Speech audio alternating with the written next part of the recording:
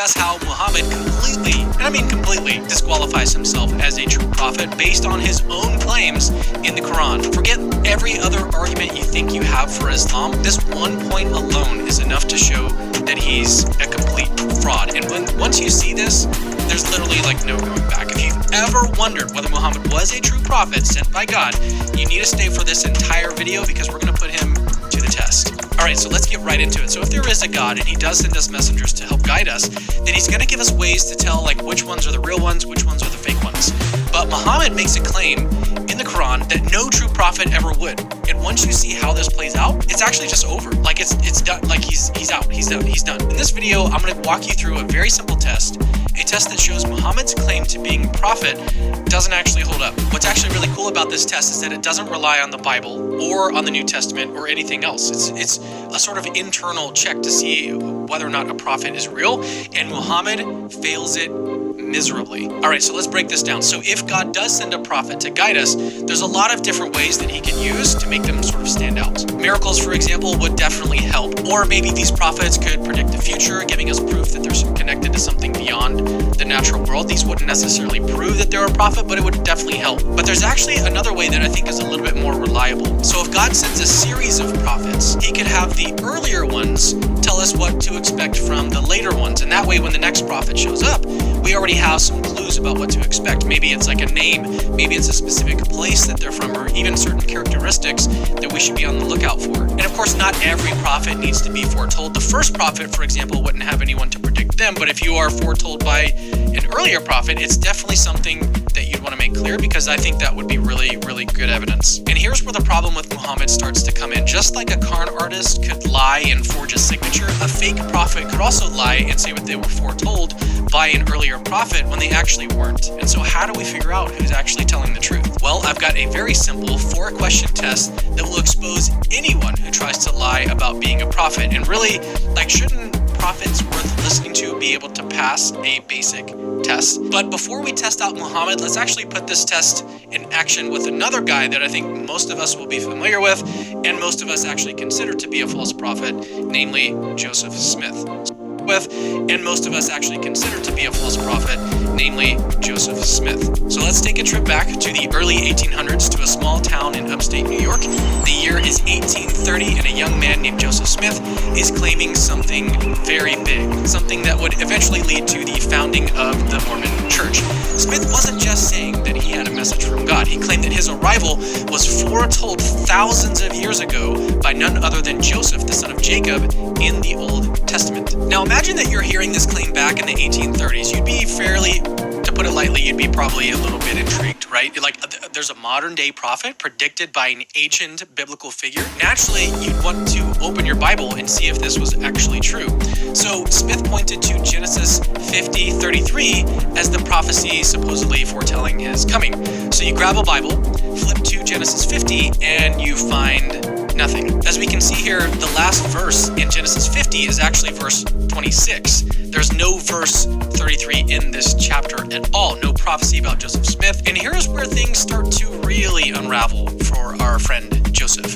You'd expect something as important as a prophecy about a new modern day prophet to be preserved somewhere, right? Like, it's got to be somewhere, but it's not. It's nowhere to be found. This prophecy exists only in Joseph Smith's personal translation, the Joseph Smith translation, or JST, which he himself produced in the 1830s. There is no ancient manuscript or historical support for this prophecy. But to make this problem abundantly clear, let's run Joseph Smith through our little test. There's 4 questions in this test, and they're each designed to test whether or not he's a true prophet. And again, we're going to perform the same exact test on Muhammad in just a couple minutes. Question 1. Did a previous prophet predict your coming?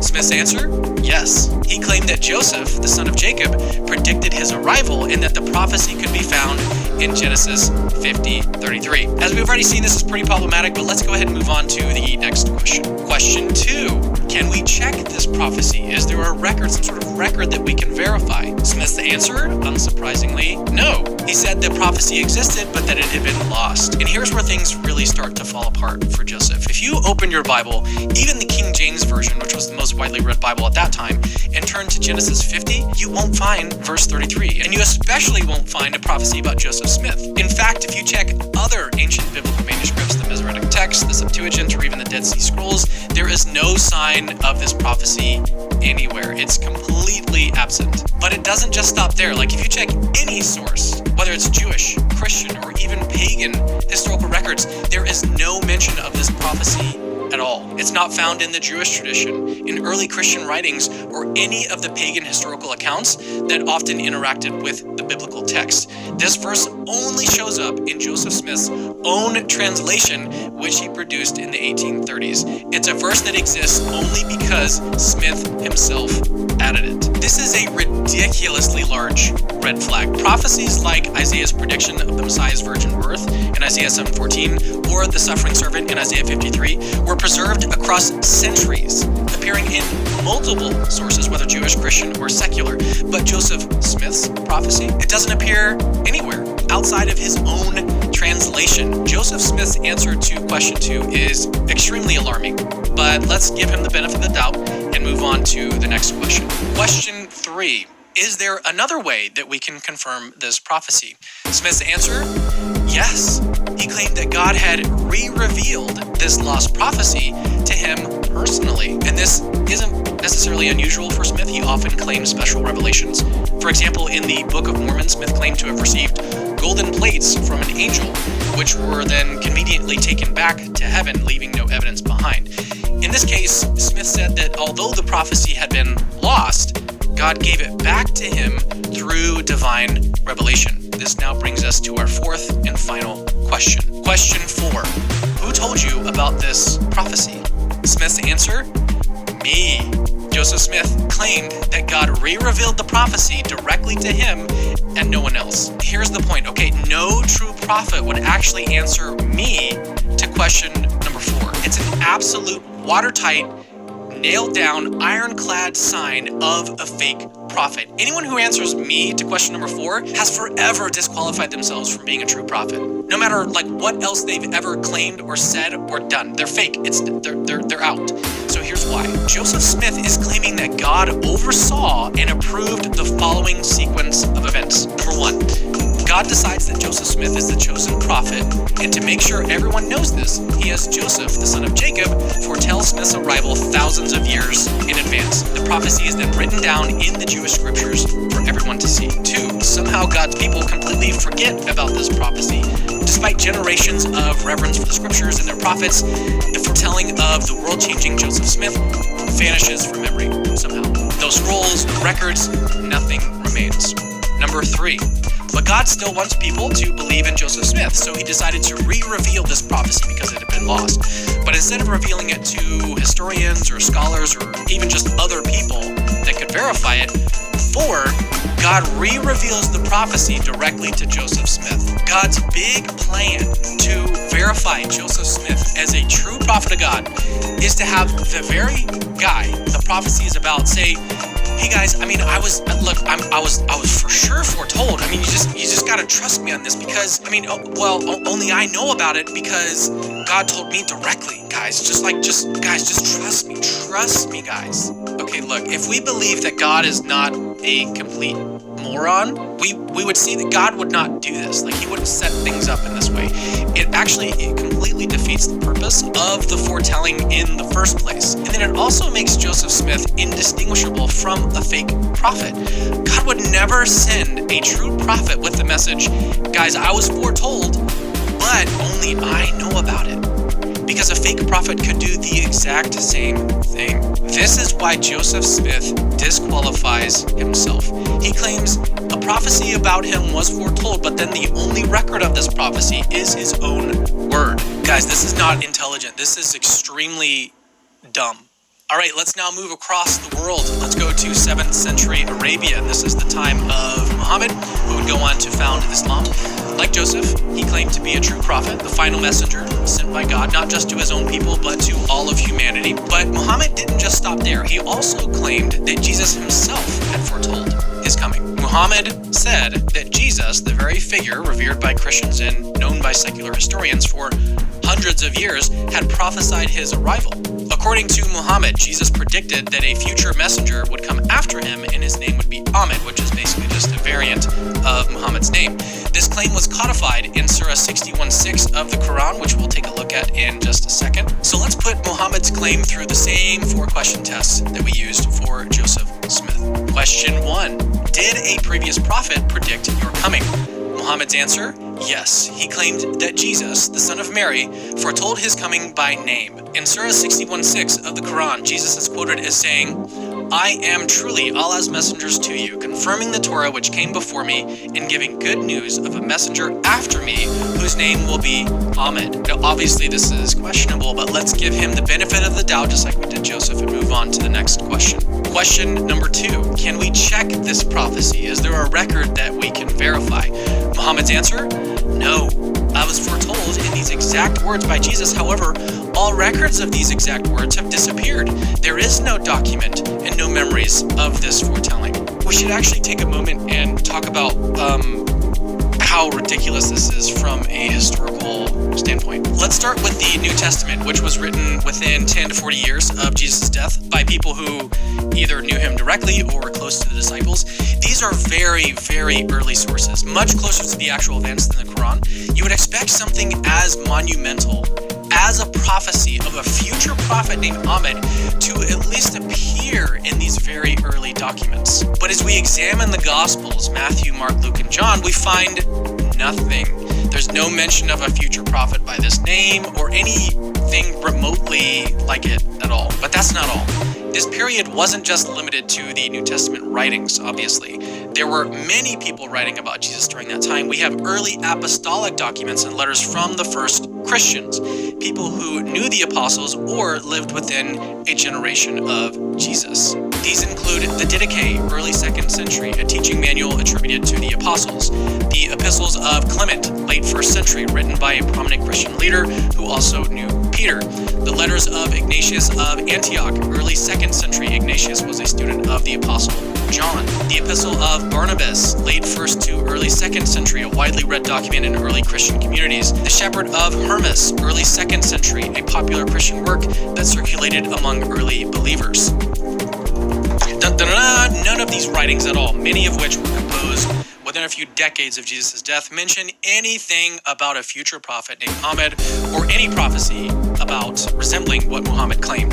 These were some of the earliest Christian documents written at the time when the memories of Jesus' life and teachings were all very fresh on their minds. If Jesus had made such a world-changing prophecy, wouldn't somebody have written it down? Somebody. So let's go even deeper. We check early Jewish historical texts like the Talmud and writings from Josephus, a Jewish historian who documented events from the period. Again, nothing. We also look into pagan records from the Roman Empire, which heavily interacted with both Jews and early Christians. Still, no mention at all of a prophecy about Muhammad or Ahmed. So we ask, if this prophecy was real, why do none of our earliest sources written within even 10 to 40 years after Jesus' death mention it? These are the sources closest to the events, and instead the prophecy only appears in the Quran, written over 600 years after Jesus.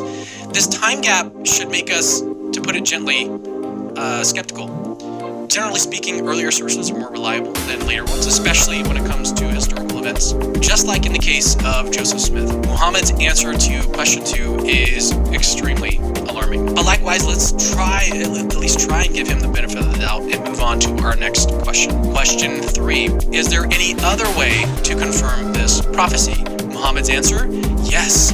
He claimed that God re-revealed the exact words Jesus spoke, and these words were then passed down to him and recorded in the Quran.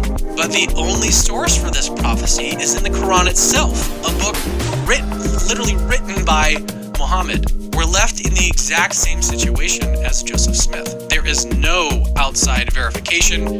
This leads us to our last question. Question 4, who told you about this prophecy? Muhammad's answer, me.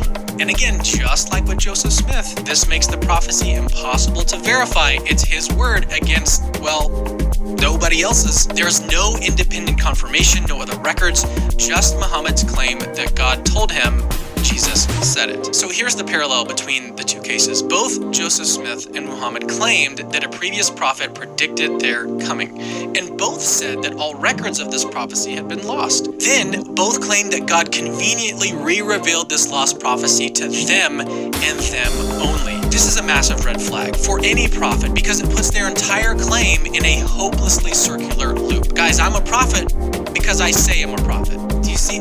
Are you starting to see the pattern here? In both cases, the prophets set themselves up as the sole source of information that could confirm their prophethood. That's something that no actual prophet of God would ever do. And moreover, God is not a bumbling idiot. Like, he wouldn't try to establish a true prophet in this way. Now, at this point, Muslim apologists might claim that Muhammad's miracles, like the splitting of the moon, prove his prophethood. But here's the problem. Other than the Quran's say-so, none of our non-Muslim sources actually report this incredible event of the moon splitting in half or any of the other Islamic miracles. And then later Islamic sources reporting these miracle accounts only emerge 100 to 250 years after his death as very obvious legends. But more importantly, even if Muhammad did perform miracles, it still wouldn't matter. As Jesus warned in Matthew 24:24, for false Christs and false prophets will arise and perform great signs and wonders so as to lead astray, if possible, even the elect. Miracles alone are not enough to establish a true prophet. God would not validate someone with such a sketchy backstory, like where the prophecy about this person is conveniently lost and then only re-revealed to the prophet himself. I mean, just think about it. Like, this whole scenario where a prophet claims to be foretold but can't produce any evidence besides his own word is not the kind of thing that a true prophet would do. And it's certainly not something that God, who is maximally wise and omnipotent and omniscient, would ever oversee or endorse. The idea that God would design a prophecy, let it be completely forgotten, and then re-reveal it to the only person it's about is beyond absurd. Like, I can't get over it. That's why no matter how many miracles or wonders Muhammad is said to have performed, his claim collapses just like Joseph Smith's. Without question, Muhammad is a fake prophet. Oh, and by the way, you'll never catch Jesus Christ doing any of this shady fake prophet stuff because Christianity is actually true.